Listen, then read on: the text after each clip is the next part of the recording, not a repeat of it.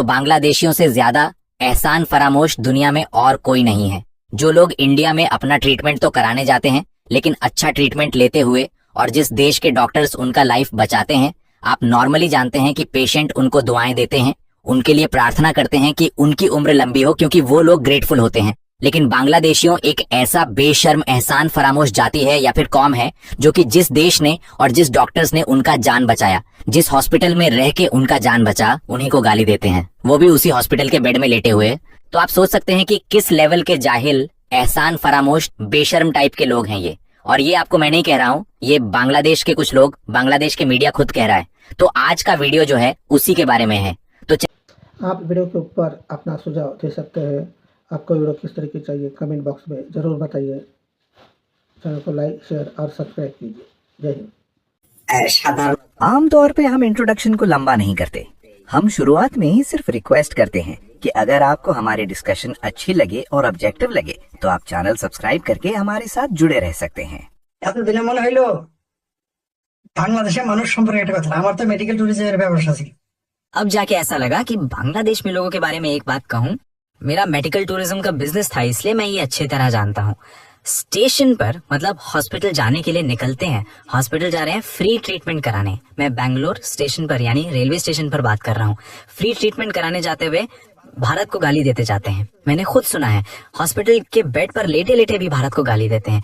अब आप कहेंगे कि पैसे देकर तो इलाज कराने गए हैं, है ना? तो जब लोग पैसे देकर इलाज कराने सिंगापुर जाते हैं तो कोई सिंगापुर को गाली नहीं देता।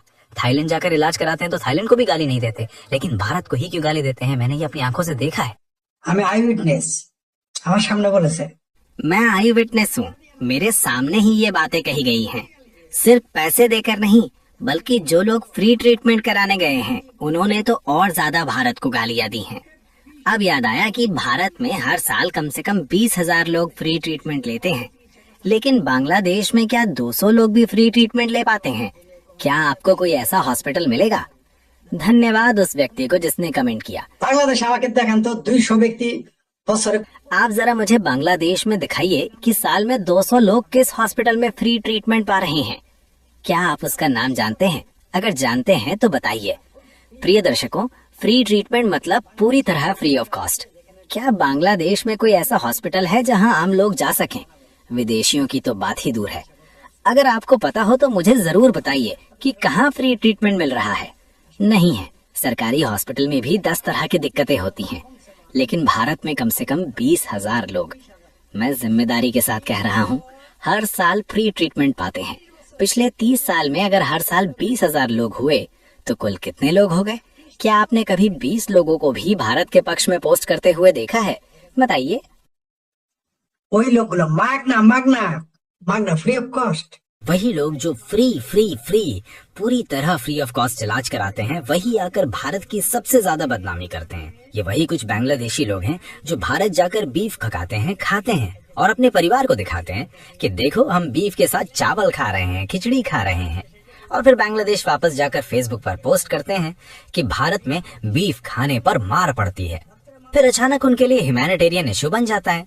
ये तो होना ही था, आगे भी और ऐसे इश्यूज देखने को मिलेंगे। हम अगर कहते हैं कि भारत के बिना ह्यूमैनिटेरियन सपोर्ट मुश्किल हो जाएगा तो लोग गालियां देते हैं, लेकिन ये बात सिर्फ आम लोग नहीं बल्कि कुछ ऑफिशियल्स और फॉरेन मिनिस्ट्री लेवल पर भी कही गई है, जिसे बहुत लोग नहीं जानते। जो लोग बांग्लादेश से भारत इलाज के लिए जाते हैं उनमें से लगभग 90% भारत विरोधी माइंडसेट रखते हैं, सीधे तौर पर एंटी इंडिया होते हैं। इनमें कुछ अवामी लीग के लोग भी शामिल हैं। मैं खुद उन्हें जानता हूँ। जरूरत पड़ने पर भारत इलाज कराने जाते हैं और वापस आकर भारत को गाली देते हैं। और बीएनपी की तो बात ही अलग है। मैं कम से कम 10-12 नेताओं को जानता हूँ जो भारत में इलाज करा के आए, लेकिन कहते हैं कि भारत में हिंदू स्मेल आती है। जरा सोचिए, अमेरिका जाते हैं तो क्रिश्चियन स्मेल नहीं कहते, ऑस्ट्रेलिया जाते हैं तो नहीं कहते, सऊदी अरब जाते हैं तो मुस्लिम स्मेल नहीं कहते, म्यांमार, जापान, जर्मनी कहीं भी ऐसा नहीं कहते, लेकिन भारत जाते ही हिंदू हिंदू स्मेल कहने लगते हैं। आप समझ सकते हैं कि ये माइंडसेट कितना खतरनाक और चिंताजनक है। সেটা আপনি বুঝতে পেরেছেন কি ভয়াবহ? তো তাদের জন্য মানব, तो फिर उनके लिए ह्यूमैनिटेरियन कंसर्न क्यों? तेल तो पीरों के पास है ना, पानी परात दे देंगे, मौलवी हैं दुआ कर देंगे, फिर इलाज की जरूरत क्या है? और वो भी भारत जाकर। अब जाकर याद आया कि ह्यूमैनिटेरियन इशू हो रहा है। ये बात तो हम भी पहले से कहते आ रहे हैं। कुछ दिन पहले 200 कोच लेकर आए, अब 8000 टन तेल लेकर आए। और हमारे इंडिया बॉयकॉट करने वाले लोग ही शुक्रवार आधी रात को 8000 टन डीजल ले आए भारत से। अब वो बॉयकॉट करने वाले लोग कहाँ हैं? कोई जवाब नहीं है। तो यही भारत का दुर्भाग्य है कि उसके पड़ोसी देश उससे हर तरह की सुविधा लेते हैं और फिर उसी भारत को गाली भी देते हैं। और ये पड़ोसी देशों का सौभाग्य है कि उन्हें भारत जैसा एक मजबूत और सभ्य पड़ोसी मिला है। अगर भारत पाकिस्तान या अफगानिस्तान जैसा होता तो हालात अलग होते, तब सब सीधे हो जाते। इसी वजह से लोग खुलकर कहते रहते हैं कि भारत पर कब्जा कर लेंगे, 7 सिस्टर्स ले लेंगे, दिल्ली पर कब्जा कर लेंगे।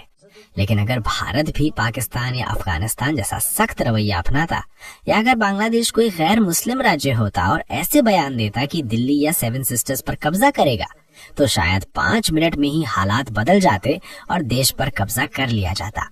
यही वजह है कि लोग ऐसी बातें करने की हिम्मत कर पाते हैं। बांग्लादेश को अपना ही प्रोविंस घोषित कर देता। लेकिन हमारा भी सौभाग्य है और उनका भी सौभाग्य है कि ऐसा एक शांत और सहनशील पड़ोसी देश मिला है। हमने हिंदुओं को देखा है। मेरे घर के सामने ही एक हिंदू मोहल्ला है। मेरे घर की खिड़की के बिल्कुल सामने से ही सब दिखता था। कभी कभी देखा कि उनमें झगड़ा होता था, लेकिन वो लाठी लेकर दौड़ते नहीं थे। अगर हाथ में लाठी होती भी तो उसे फेंक देते थे। 2 भाई आपस में मारपीट नहीं करते, बल्कि बस हल्की फुल्की हाथापाई या कुश्ती जैसी करने लगते थे। अगर कोई डंडा या हथियार होता तो उसे भी छोड़ देते थे और ऐसे ही भिड़ जाते थे।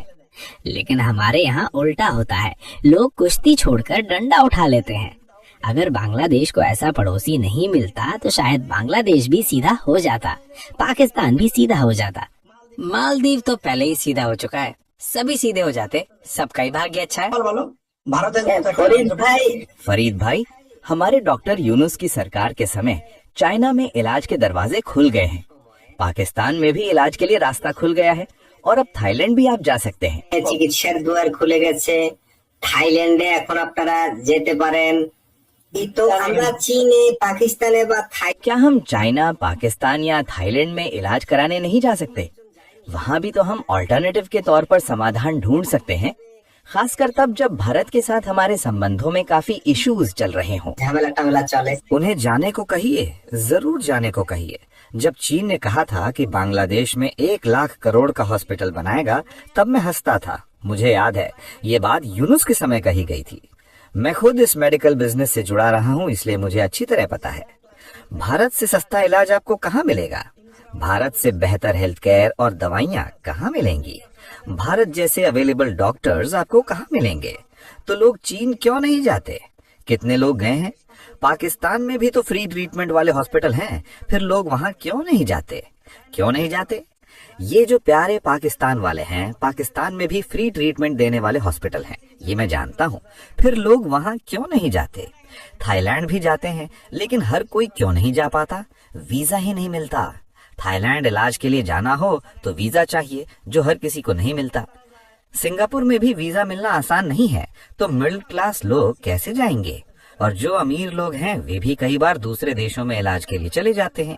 यहाँ तक कि भारत के भी बहुत अमीर लोग इलाज के लिए विदेश जाते हैं। मैं ऐसे कई लोगों को जानता हूँ।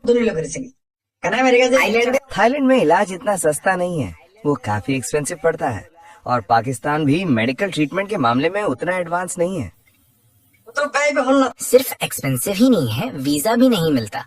बांग्लादेश से कितने लोग थाईलैंड या सिंगापुर का वीजा पाने के योग्य हैं? भारत का भी वीजा हर किसी को नहीं मिलता। हर साल लगभग 30% वीजा रिजेक्ट हो जाता है। मेडिकल वीजा के लिए तो और भी मुश्किल होती है। लोगों के पास प्रॉपर बैंक स्टेटमेंट तक नहीं होता। जिनके पास है उनकी बात अलग है, लेकिन उनकी संख्या कितनी है? बांग्लादेश से हर साल लगभग 1 लाख करोड़ रुपए इलाज के लिए भारत चले जाते हैं। मैंने कई नेताओं से कहा, चाहे अवामी लीग हो या बीएनपी, कि आप लोग एक इंटरनेशनल स्टैंडर्ड का हॉस्पिटल बांग्लादेश में बनाइए। अगर 10,000 करोड़ रुपए खर्च करके हॉस्पिटल बनाया जाए तो कम से कम 50,000 करोड़ रुपए देश में ही बच सकते हैं। मतलब अगर प्राइवेट सेक्टर में 20,000 करोड़ रुपए इन्वेस्ट किया जाए तो 1 लाख करोड़ रुपए तक बचाया जा सकता है। लेकिन ये बात समझी नहीं जाती, क्योंकि अमीर लोग सोचते हैं कि वही सब कुछ जानते हैं।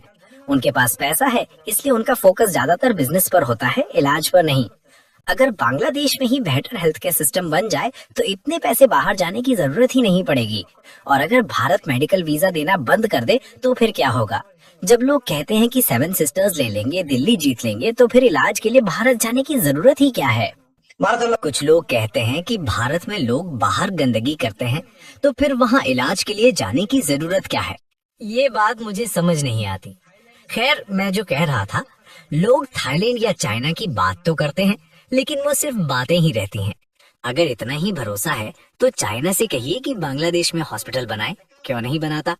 लेकिन हकीकत ये है कि अगर चाइना को भारत में हॉस्पिटल बनाने का प्रस्ताव मिले तो वो तुरंत तैयार हो जाएगा और बड़ी इन्वेस्टमेंट भी करेगा। लेकिन